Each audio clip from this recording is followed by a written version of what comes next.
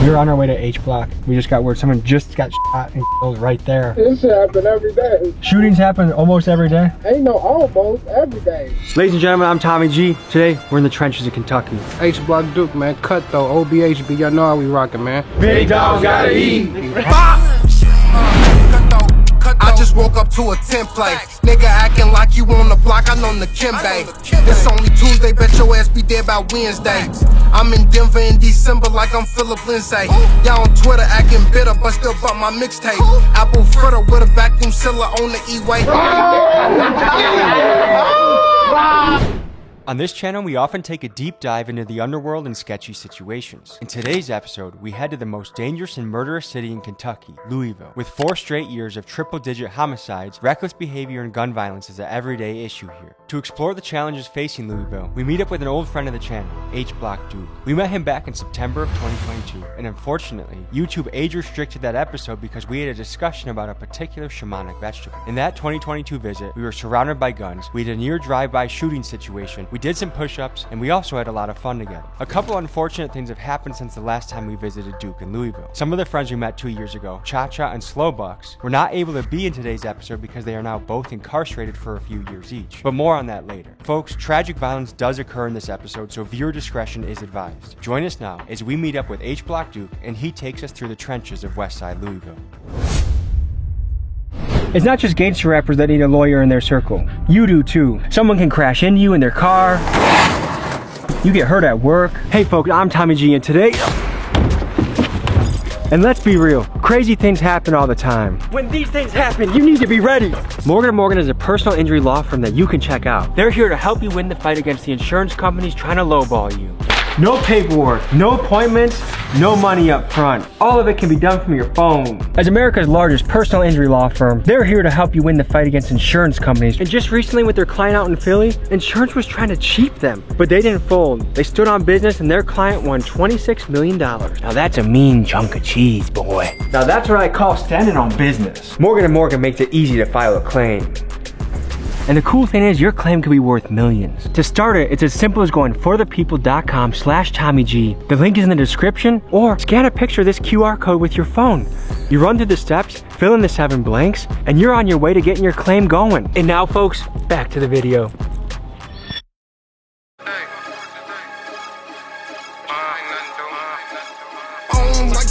Unless I got the meds in me, it's gonna be a white chalk until the fucking feds get me.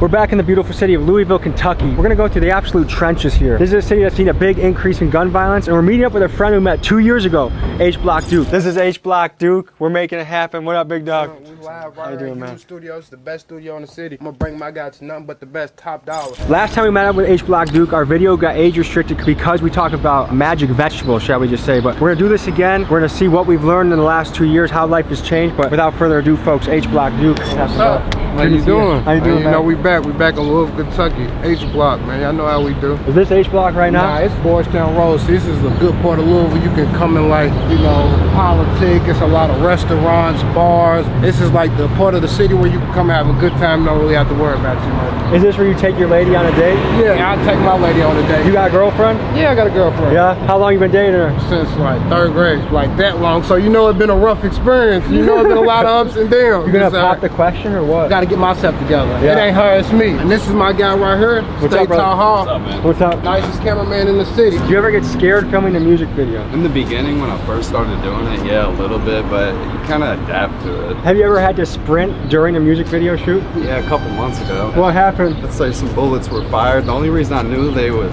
being fired at us is because there was like this metal container behind us, but we was in a pitch black abandoned building, and I heard the bullets hitting the wall behind me. Do you think it was targeted at the rapper doing the video, or was it a random shooting? I think it was targeted. That's frightening. Yeah. it's a But little have you ever sketchy had that with me?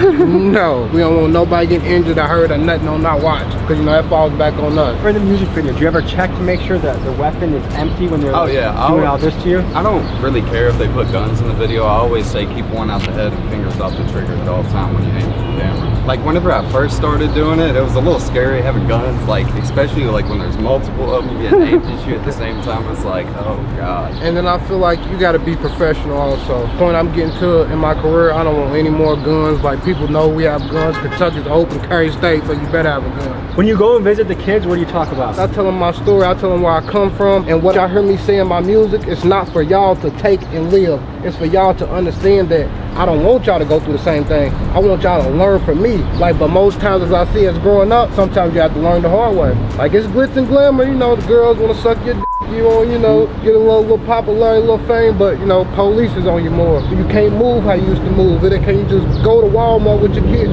It's just different. That's gotta be stressful. Yeah. When I go do these schools and I talk at these schools, most songs they know is the most disrespectful songs. And I know I make way better music than that. So I think that's a good point though, because it seems like right now in rap, it seems like the best way to blow up is the more violent you are, the more crazy you are, the more airplay the song's gonna get. Do you ever struggle with that? Because it's like, I wanna blow up, but also I wanna have a good message for the kids. That's the main struggle. Reality with entertainment. It's consequences for this stuff that people's portraying to be at reality. All this beef and all this drilling, all this sliding, like somebody has to pay for this. And then I got guys that I'm not willing to sacrifice. I don't have pawns on my team. Like everybody, I wanna be big, better. So I may need them one day. I don't wanna just be the person everyone has to go to. So as a leader, you feel like it's your responsibility to protect your team and not put them in bad positions. Yeah. You took us to a place. Where are we right now? Man, we at Next Level, man. One of the hardest shops in the city. Come on, come tap in. Back on that.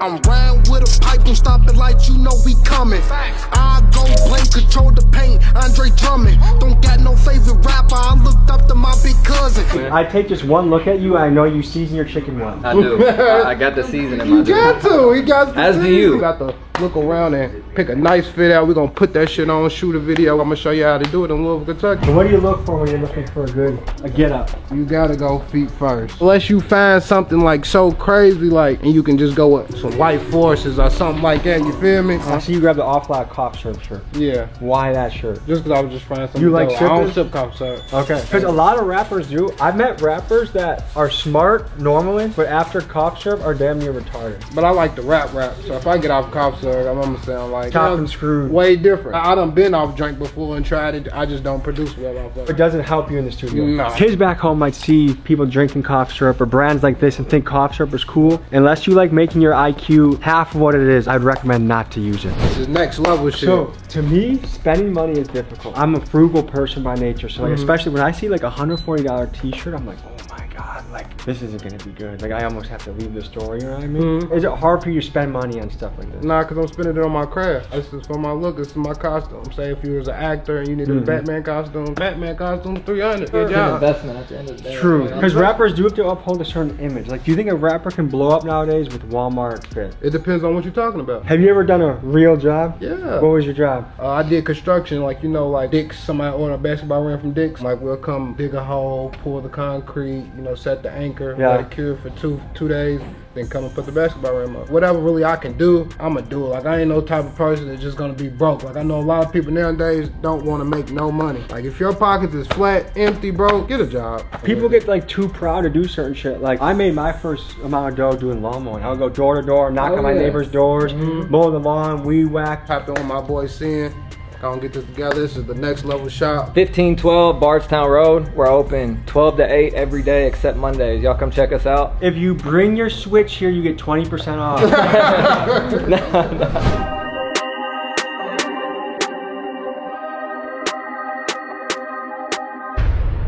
I said somebody just got killed by H Block. The police is all over. Do you know who got killed? Nah. It wasn't none of my people. Like, it's just literally happened, though. It's just hot in that area. Should we drive past, you think? If I want to, I would not. Nah, don't do it, because then it's gonna make it seem like we did it. H-Block is a sketchy place, dude. We were 8 minutes from the notorious spot locals refer to as H-Block, a place that the last time we were there, guns were upped in a drive-by shooting scare when we learned that nearby, a young man had just been gunned down in broad daylight. The fact that someone was willing to both kill a teenager and do it across the street from an elementary school just as kids were getting out of school speaks to a sad combination of recklessness and disregard for life. Shantavion Bullitt was shot and killed on 28th Street and Garland Avenue around 4 p.m. This incident kept us from visiting H-Block, so we instead drove to O-Block to tap in with Duke's posse. Here's what happened. We were on our way to H Block and we just got word someone just got shot and killed right there. One of the things we keep thinking about on this channel is what could be done in a city to reduce gun violence, because there are all these young men that die every single year that could have been a contributor, that could have been something, that could have been someone to the community could have been proud of. And we have men that are getting into these cycles, and the question is, how do you break a cycle? I think it starts with economics.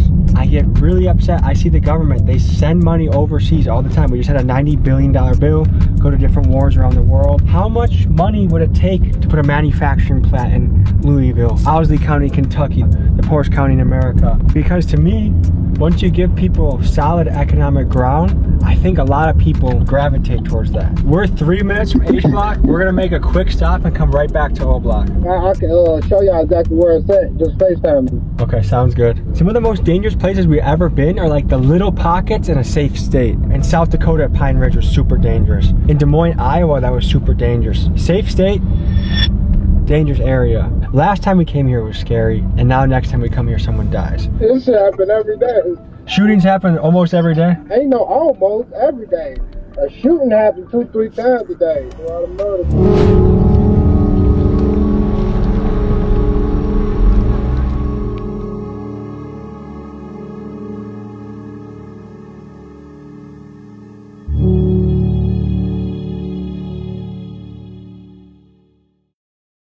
So we're pulling up to O Block of Kentucky.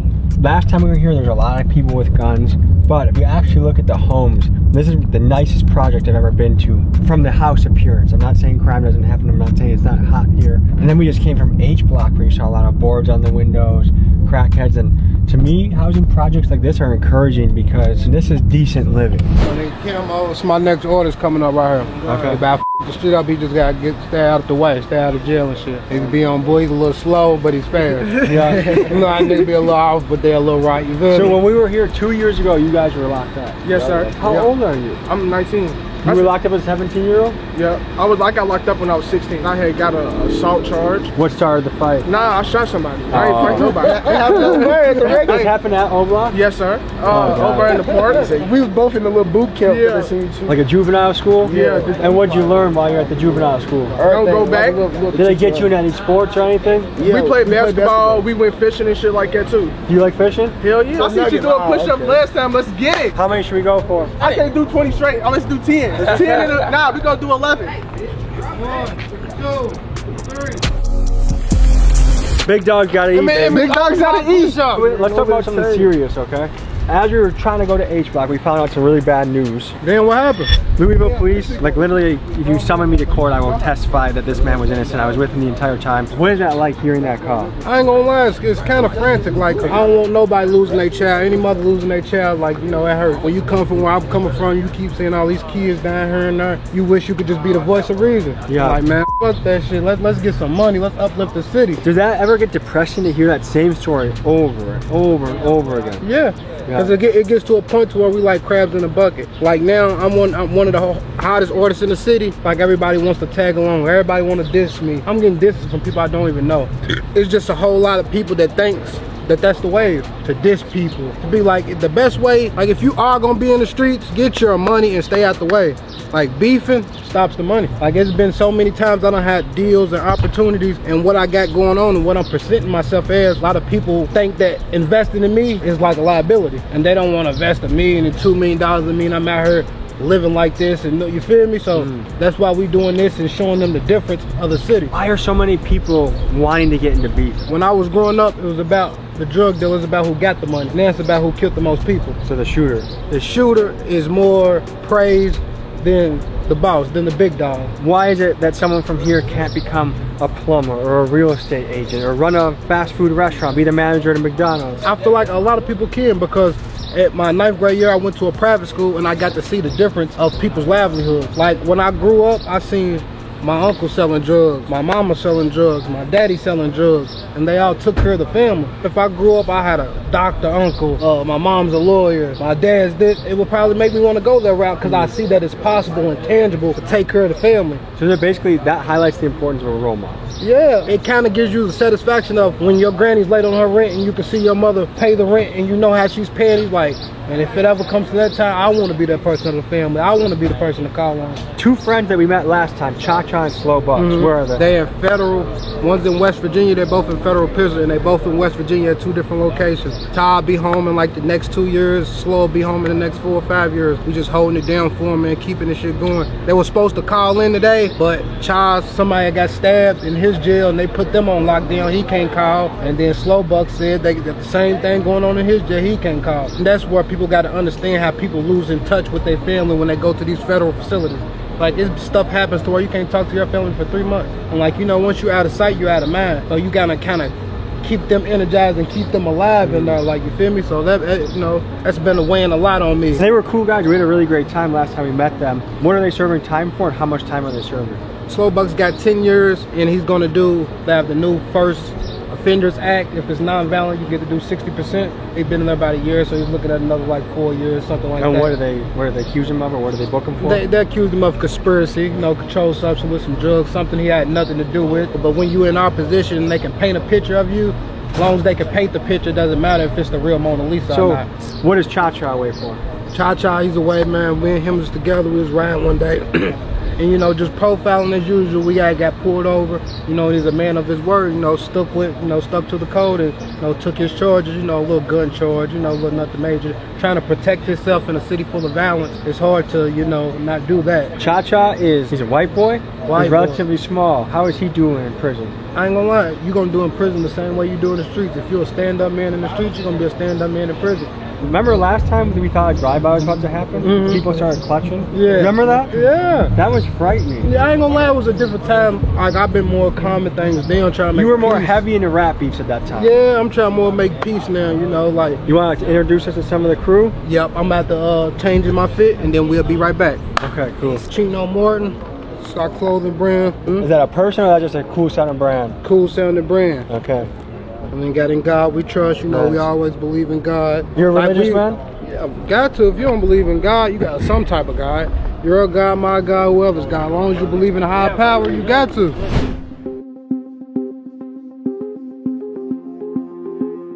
In the 2 years since we've been here, what's changed in life? What's new? What's different? I don't even know. This is a question I want to ask, which is, we've been looking at the stats in Louisville. Triple-digit homicides the last 4 years in a row. How young were you when you heard your first shooting or saw your first shooting?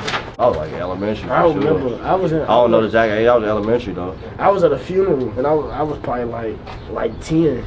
They just got shot up and I just started running. Do you know what happened? Like what the story behind it was? No, I don't know. It was just shooting. I don't know. It was like a little argument. Yeah, a lot of shit. You don't even know it. Just be shit going down. What part of Louisville is the most hot? Yeah, I heard the West End. The West End. Okay. The whole West End. It seems nice though. Like it looks. Yeah, it's nice. because they tore it down. It used to be a project. They took all the projects down and redid them. But it was bad down there. It's one of the nicest looking projects I think I've seen. Yeah, yeah. It used to be real projects. It's used to be a project. They rebuilt it all back up. Like a lot of people that live down here now, a lot of their family members lived down here when they was young. In this neighborhood right here, my family go back 30 years. As it got nicer, did it get safer? No. No. Really? And how new is this? Oh, they built it Like back 20 years ago? Yeah, they was like early 2000s. That's where we feel the safest at. Yeah, I really feel safe going safer. Safer than if you go to the suburbs? Yeah, safer than that. Why is that? I don't know. It is. We just been here our whole It's life. just where we been Cause at. then when you live in the suburbs, you gotta worry about certain shit, other shit, motherfuckers looking at you wearing the shit. And down here, you can just be yourself and you safe. We got an opiate crisis here. It's bad. Is fentanyl creeping in the city? Yeah, it's the whole state. It's bad here. It's been bad here though. How long has fentanyl been in Louisville, you think? Shit, I was in high school. I've been in high school for down there 10 years almost. Like rocking the city don't Like 2013. That's when it got worse. What should be done about the homeless people? Like, if you were mayor, where do you put them? Where do they go? How do you let them live? Yeah, it's a lot of abandoned buildings. I'll take some They should get in like programs to help themselves first. Give them a program. they got People gotta want that shit for themselves too though. When you see money going overseas, like we just had 90 billion overseas to wars, not in our country, and yet we have big crises in our own city. What does that make you think? Joe Biden. They didn't make me the president. I need that. So let's go back to the homicides. Like when you see record years, 4 years in a row, what does it make you think about the future of the city? And what does it make you think about gun violence? I just mind my business. How many funerals have you guys been to people that have gotten killed by gun violence? I was just. Shit, all my friends got, everybody I know that I lost got killed. I've been to two. I lost my daddy to gun violence, so it's been in my whole life. You feel me? What do you think about the H word? What you mean? Honky? Oh shit. H block, I give you the H pass. You my honky. So it's like you said nigga. So he's. And speaking of H-Pass, we're launching a revolutionary new product. Isn't it beautiful? If you'd like the first bite at the apple of getting this, join the email list at TommyGMcGee.com. Anywhere in the country now, you have the card. Alright, as soon as some shit go in, call Tommy G. With great power comes great responsibility. You know? So can we give you the pass? What if I just say it in my head right now? Say it. Okay. What are some of your pet peeves, things that bother you, things that really grind your gears a little bit? Somebody telling me something that they not gonna do. Like, I ain't gotta be on my time, it ain't gotta be perfect timing, but as long as you say you're gonna do it, come through and do it. You gotta stand on your word. Do you experience a lot of people not living up to their word or not being reliable? Yeah, and that's why I be around the same people. Like, every time you come visit me, we tap in, you gonna see the same new people. We ain't doing no recruiting, looking for nobody. Like, we built on family. This shit's organic. Let's go back to H Block one more time. When will you go back there? I ain't gonna lie, I go back really whenever I can. Like, you feel me? Do you not live there anymore? No, hell no. Like, but I still go back there and visit family and reminisce, you know, old times. What made you leave? Well, it's just really, like, when you got a face like mine, anywhere I can go, I'm going to Subway, they're going to know me. Kroger, anywhere I go, they're going to know me. So with the life I live, I kind of got to protect myself from everything, all the obstacles I got. From police to ops to anything, I got to be on extra point than everybody else because I'm a known face. Did that get exhausting? You constantly have to think about where you're going and who might be there? And nah, because it's what I chose. What you sign up for, it's like, you know, you get a job description now. It's a 12-hour shift. You know, it's gonna be boxes, heavy lifting, and you get in there and be like, man, I ain't want to lift nothing heavy. It's what you signed up for. You seen the job description, you know what's going on. H Block, thank you for welcoming us back to Louisville. Thank you for keeping us safe. You know how we gonna keep you safe, man. I got a little light dog shit for you. I have a dog that shits and it doesn't look like that. Yeah, just, you know, just a light little 5. It ain't nothing, you feel me now, you know. What's your hope for the future, dude? My hope for the future is that the youth can understand and learn from our lessons and aspire to be something greater than what we've been. And my hope for me is to take this shit all the way to the top. Really to be able to put my guys in position who do clothes, who do car detailing, who do boxing. All my guys I can take in and the fame I get and the notoriety I get, spread it throughout my city so we can grow. I said my nigga in the jails, he had cell, he officer boxing. Yeah. I'm a rapper just like Wayne, but in the streets I'm steady mobbing. Chose the streets of school, I'd rather spend to go to college. My little bitch is CNA, she sliding Perkins in her pocket. Slide down the lane with something big and ugly, then it's rhyming. These niggas lame, don't let them you out like Mr. Crocker. My bitch keep acting up, I add another to my roster. Dreadhead, playing with that chop like he a roster. There's perhaps no better alternative to the street life than combat sports. So we head to a boxing gym to talk to a professional boxer that grew up with H Block Duke. Here's what he had to say. What's going on? Nice to meet you, man. How you doing? My nigga Big Sin right there, man. When it comes to boxing, man. The great Muhammad Ali from Louisville, Kentucky, but don't ever forget that shit. Like, we do that shit too. We got them guns, but we'll put them hands on you. Right now in rap, you hear a lot of people that rap about, oh, we don't fight it out no more, we just shoot. To me, I think that's cowardly. Yeah. I feel like we need to go back to the old school fight. Because there's a lot less consequences. Like if I have a fight with someone, I get a bloody lip, he might get a... But I'm gonna tell you how black fights go. It'll be a one-on-one, then somebody start losing, then somebody jumps in, then somebody gets shot. Why? I don't know. Where's the honor in that? I don't think people know how to control their emotions and anger. Okay. And I think it all started with the video camera. Once somebody can have you get knocked out for life, like, you know, back in the day, yeah, I think he got knocked out. I heard he got knocked out. Nah, it's on my phone. Look, he just got knocked out. And so for as long as you live there, people, oh, you're the guy that got the fuck. It's the embarrassment part. I know a lot of people that done died behind fights. Like, so they won a fight and then died. Won a fight and died. That's crazy. I try to stay out of any altercation. I don't want to fight. We're not in jail. We're not in court. Okay, that's but any other way, I'm straight. Plus, most things aren't worth fighting about. When everything's said and done, wasn't worth the risk. Fact. They tell me slow down cause I'm living too fast. Even if I change, might get haunted by my past. Don't focus on my money, try and put it in the stash. So what got you into boxing? So it was a guy in here. He actually passed away. His name was Troy. My friend was boxing. I wanted to go to the gym with him, but I never did. But what made me like really pursue it is I saw them fighting in the restroom. They both boxed here. One of them like, it was crazy. He hit him hard, right? Rattled him, knocked him in the restroom, and I was like, damn, I was trying to figure out how to do that, you know? I was trying to figure out. Yeah. I pay attention to this shit, so I'm wondering, like, how the hell did he hit him that hard? It was crazy. He was way bigger than him. So I came in the gym, and for real, what got me stuck into it was catching up. So my first 2 years, getting touched. So I'm like, shit, I lost. I can't quit now. That's the thing about any good martial art. The first few years, the time you show up to the gym, you're gonna get beat down, you're gonna get tapped. Yeah, that's the only way to get better. But once you survive that and emerge, then it's like, okay, now you're the one putting it on people. Exactly. How long have you been boxing for? 10 years. This will be 11 years this year. What has boxing brought into your life? It brought me a lot of like peace, mind control, like temper-wise, like whatever you're going through, man, you can come in here and leave it all in here. Frustration, mad, sadness. You can come in here and hit whatever you want to leave, you know, all your problems gone. So it's more like therapy.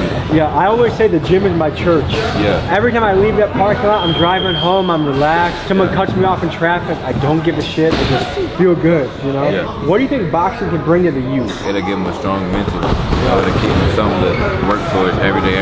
Cause just something that small right there, you got to do takes a lot of focus. And just that, what he's doing. So coming in here will build a strong mentality for a young kid.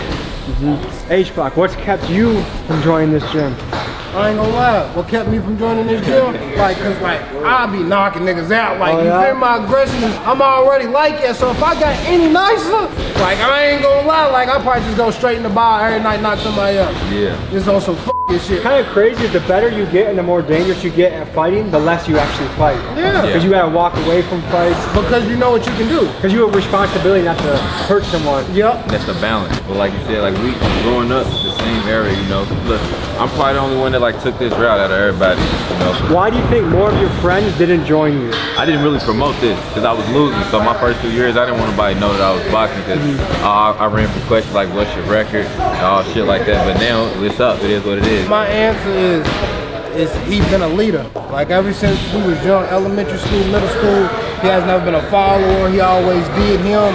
Like you could tell when a person's gonna have their own path and be their own man and stand on what they want to stand on. And that's why we don't hang every day because we do two totally different things, have two different paths, but we have the same type of vision and drive. And once you see somebody that you came from yay high with though, doing this, you gotta respect it. Because a lot of people, especially growing up at a young age, they're tempted to go to the street route. Do you think boxing is something that can take them out of the streets and put them on a good path? Yeah. I come from the same environment, same mentality. I just gotta use it in here. You see the street and when he knocks somebody out, it comes out of him, but he knows how to conduct himself. He's a professional.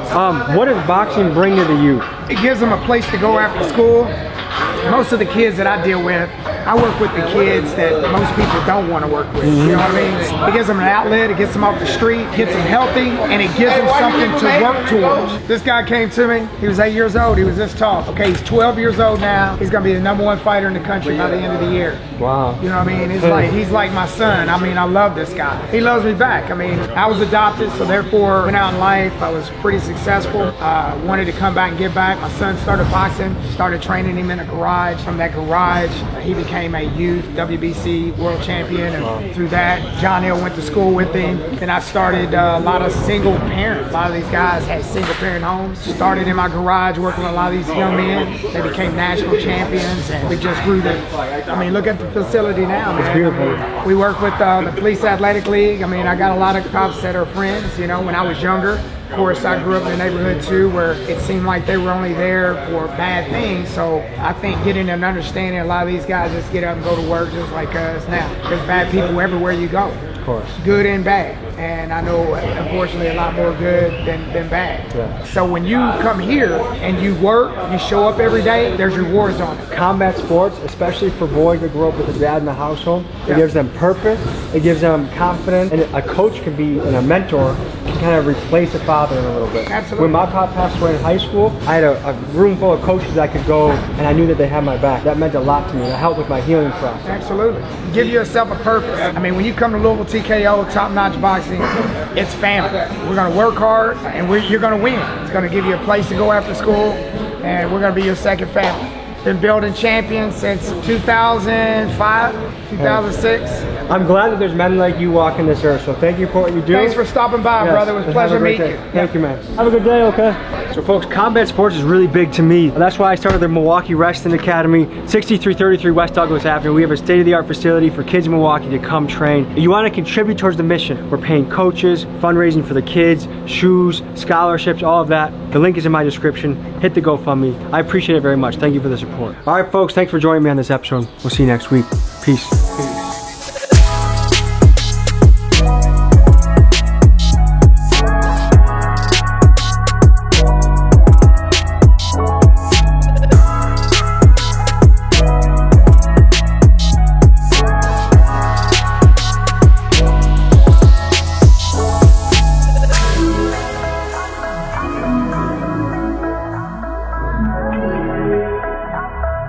Folks, hope you enjoyed this episode. You want to watch another? Here. You want to subscribe? Over here. See you next week.